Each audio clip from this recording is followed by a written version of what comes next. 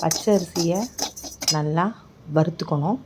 ஓரளவுக்கு நல்லாவே கலர் ரொம்ப மாறக்கூடாது, ஆனால் நல்லா வறுத்துக்கணும். அதை நல்லா மிக்சியில் போட்டு அரைச்சிக்கணும்.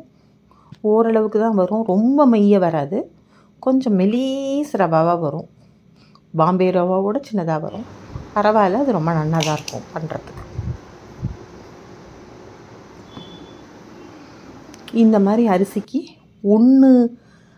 அரிசிக்கு 2 டம்ளர் தண்ணி ஊற்றிக்கணும். ஊற்றிண்டு முதல்ல நல்லா இதை வேக வச்சு எடுத்துக்கணும்.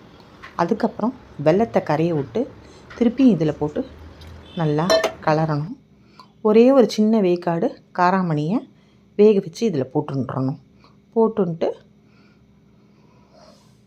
அழகாக வடை மாதிரி தட்டி எடுக்கணும், ஆவியில் வேக வச்சு. உப்படைக்கு இஞ்சி, பச்சை மிளகாய், தேங்காய் எல்லாம் சன்னமாக நறுக்கிட்டு கடுகு, எண்ணெயில் கடுகு, உளுத்தம்பருப்பு, கடலைப்பருப்பு, கொஞ்சம் பெருங்காயம் எல்லாம் தாளித்து கொட்டிட்டு இந்த இஞ்சி, பச்சை மிளகாய், தேங்காய் எல்லாத்தையும் இதில் போட்டு வறுத்துக்கணும். வறுத்துட்டு இதுவும் 1க்கு 2 தண்ணி நல்லா விட்டு கலரி அதுலேயும் காராமணியை போட்டு நல்லா வடை மாதிரி தட்டி வேக வச்சு எடுத்தோம்னா நோம்படை ரெடி.